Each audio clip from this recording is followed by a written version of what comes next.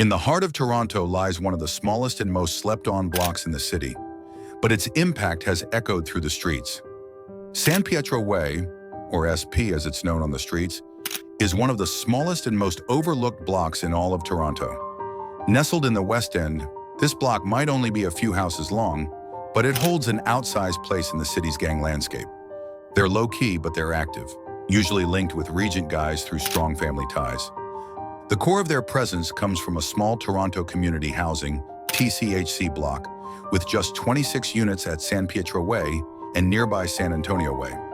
SP's crew isn't large, but they are strategic. Some members live above stores or on rooftops, using every inch of their turf to stay ahead. Despite their small size, you could compare SP to gangs like the Shendale Bloods. Tight-knit, focused, and impactful.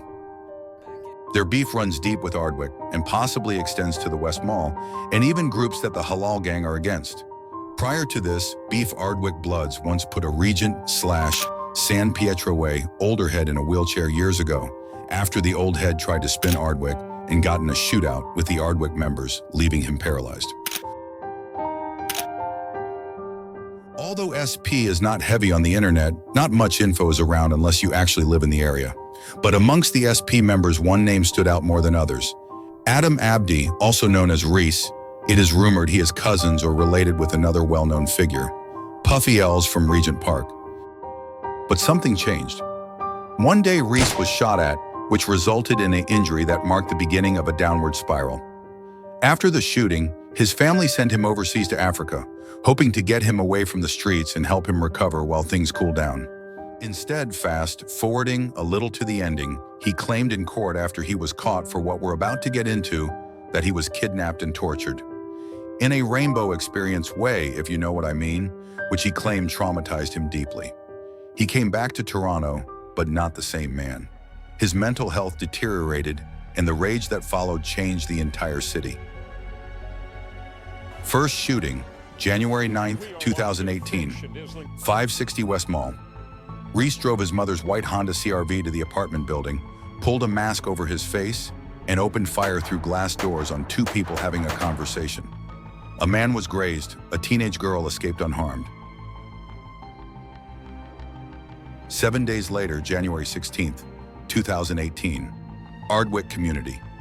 Reese showed up masked again near the Toronto Community Housing Complex, stalking the area on surveillance cameras. He fired at a man standing outside a unit, grazing his arm. 4 days later, January 20th, 2018, Ardwick again.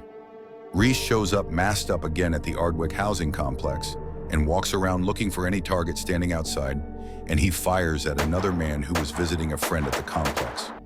Reese flees the scenes and drives back home thinking he hit someone, but soon realized the target ducked the bullet on the news. The very next day, Reese isn't satisfied enough, so he goes back to the Ardwick Housing Complex once again and approaches a man sitting in his car at the parking lot with his 4-year-old daughter asleep inside. He fired multiple shots hitting the man, but not the child, luckily. Even the news reported were disgusted. A week later, 3 shootings in a row, all in this neighborhood where I'm standing right here, even a 4-year-old girl. Luckily, the girl was not injured. An hour later, he went to West Mall territory, where he did the first shooting at and seen a man walking alone, and Reese fired multiple shots with 2 of the bullets hitting the victim in the torso. According to police, that sequence started January 9th. The second shooting happened January 16th near Finch in Islington when a 47-year-old man was shot while standing outside. Another shooting happened in the same area on the 20th. A 20-year-old man was exiting his vehicle when someone opened fire.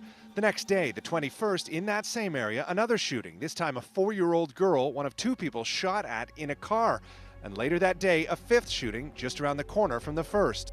Police quickly pieced the events together through surveillance and witness reports, tracking the white Honda which was under his mother's name and linking all 6 shootings to Reese. He was arrested at his family home and charged with 48 counts, including attempted murder. Like many gangsters who catch serious charges, Reese's team pulled out a wild backstory in hopes of reducing his sentence. This isn't new. In fact, it's a tactic you see time and time again. During the trial, it came out that Reese was diagnosed with bipolar disorder in Nairobi, but when he came back to Canada, he never followed up on any treatment. His defense lawyers leaned into that, arguing that his mental illness played a major role in the shootings. Not street beef, not hatred, just instability. Because while mental illness is real, it's also one of the oldest plays in the book when you're trying to turn 25 to life into something lighter. In the end, the judge gave him 12 years behind bars. But it wasn't a straight 12, because in Canada, you get credit for pretrial custody, usually at 1.5 times time. Reese had already been in jail since early 2018, so by the time he was sentenced in 2021, he already had a big chunk knocked off. So let's do the math. A year 12 sentence minus pretrial credit, which is 4.5 years counted as 6+, that leaves around 5 to 6 actual years left, meaning Reese could be coming home in 2025 or 2026, depending on his behavior. With things like parole, early release programs, he might be back on road sooner than people realize.